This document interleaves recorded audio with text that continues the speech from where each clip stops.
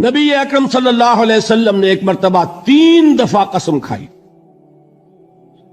واللہ لا یؤمنو، واللہ لا یؤمنو، واللہ لا یؤمنو، خدا کی قسم وہ شخص مومن نہیں، خدا کی قسم وہ شخص مومن نہیں، خدا کی قسم وہ شخص مومن نہیں۔ واقعہ یہ ہے کہ ہم تصور نہیں کر سکتے کہ صحابہ کیسے لرز گئے ہوں گے، کانپ اٹھے ہوں گے، کون وہ بدبخت ہے، کون وہ شقی ہے جس کے بارے میں اللہ کے رسول 3 دفعہ قسم کھا کر فرما رہے ہیں کہ وہ صاحب ایمان نہیں۔ قیل من یا رسول اللہ، کسی نے ڈرتے ڈرتے پوچھا ہوگا اے اللہ کے رسول کس کے بارے میں ارشاد فرما رہے ہیں؟ اب جواب سنیے، الذی لا یامن جارہ بوائقہ، وہ شخص کے جس کی ایذا رسانی کی وجہ سے، جس کی بدخلقی کی وجہ سے اس کا پڑوسی امن میں نہیں ہے۔ یہ کوئی گناہ کبیرہ ہے؟ آپ کی فہرست میں تو گناہ ہی نہیں، کبیرہ کیا سوال، صغیرہ بھی نہیں۔ زیادہ آپ یہ کہیں گے کہ ذرا بد اخلاقی ہے، کج خلقی ہے، بس اچھا کردار کا معاملہ نہیں ہے، یہ کہیں گے، گناہ کی فہرست میں نہیں آئے گی بات۔ کبیرہ بہت بڑی شے ہے، لیکن اس پر اللہ کے رسول نے 3 دفعہ قسم کھائی، ایمان نہیں ہے، ہرگز نہیں ہے، خدا کی قسم نہیں۔ فرمایا حضرت انس ابن مالک نے، یہ روایت جو میں نے آپ کو ابھی سنائی ہے، یہ کوئی ایسی ویسی روایت نہیں ہے، متفق علیہ ہے، بخاری اور مسلم دونوں میں موجود، ٹھیک ہے۔ وہ حضور کے خادم خاص ہیں، جیسے ذاتی کوئی ہوتا ہے معاملات میں مدد کرنے والا، خدمت کرنے والا، وہ ہے انس ابن مالک۔ چونکہ ان کا تعارف ہو گیا ہے رضی اللہ تعالیٰ عنہ، تو ایک بات پہلے اور سنا دوں، جو بچہ اپنے اس بچپن سے لے کر 9 برس کی عمر تھی جب آئے حضور کے پاس، انتقال کے وقت عمر کتنی ہوگی؟ 19 برس، 10 برس حضور کی خدمت میں رہے۔ پہلے تو حضور کے اخلاق کی جو گواہی وہ دے رہا ہے وہ اس کی زبان سے سنیے کہ میں 10 برس حضور کی خدمت میں رہا، کسی بات پر ڈانٹنا تو کجا، حضور نے کبھی مجھ سے یہ بھی نہیں فرمایا کہ اے انس تم نے وہ کام کیوں نہیں کیا۔ یہ ہے ایک آقا کی حیثیت سے محمد الرسول اللہ صلی اللہ علیہ وسلم کا اخلاق۔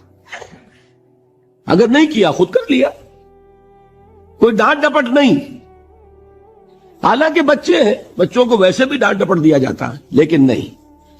اب ان صحابی کی ایک گواہی سنیے، قلما خطبنا رسول اللہ صلی اللہ علیہ وسلم الا قال،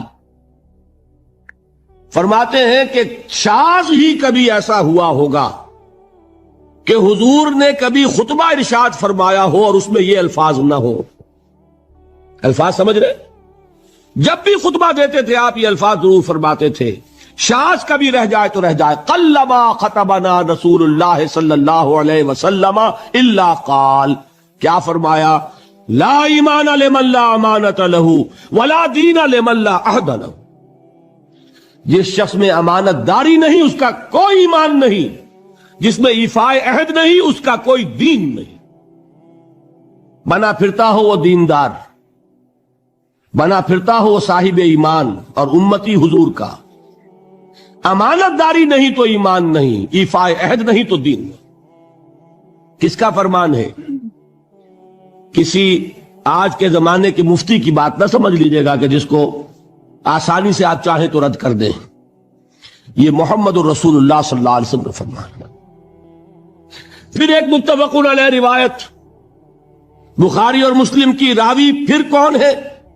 ابو ہریرہ رضی اللہ تعالیٰ عنہ، فرماتے حضور نے ارشاد فرمایا لا یزنی الزانی حین یزنی وہو مومن ولا یسرق السارق حین یسرق وہو مومن ولا یشرب الخمر حین یشرب وہو مومن، کوئی زانی حالت ایمان میں زنا نہیں کرتا۔